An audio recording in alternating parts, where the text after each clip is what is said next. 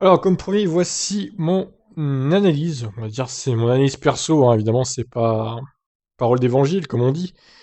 En tant que fan d'Hamilton, voilà ce que moi je vois dans cette première tentative de dépassement de Lewis face à Verstappen quand ils se sont mis dehors tous les deux là. Donc Hamilton prend la spi, bon rien de très transcendant pour l'instant, je fais des petites avances rapides.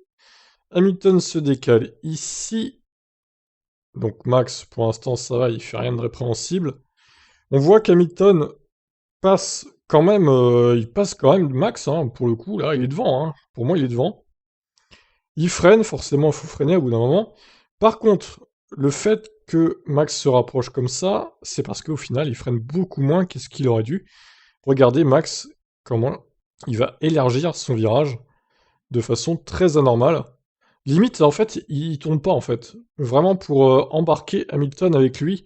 Alors, à un moment donné, la réalisation a fait un peu de la merde avec la caméra, le réalisateur, enfin, qui maniait cette caméra-là, visiblement, il n'a pas réussi à suivre bien comme il faut la bataille. Vous voyez comment il a ouvert la trajectoire. Et du coup, bah, les deux vont au large, forcément. Et heureusement qu'il y avait du dégagement, hein. Sinon, c'était l'abandon pour les deux encore.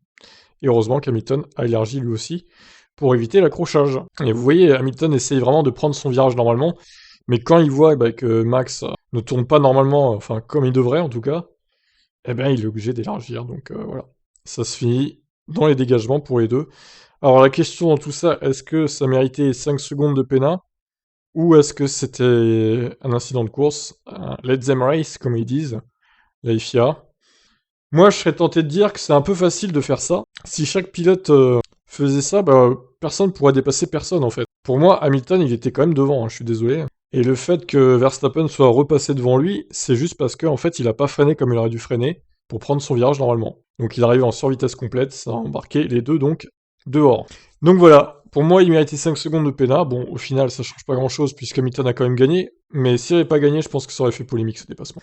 Et vous alors, est-ce que vous auriez mis une sanction à Verstappen du coup? Dites-moi dans les commentaires. Ciao ciao.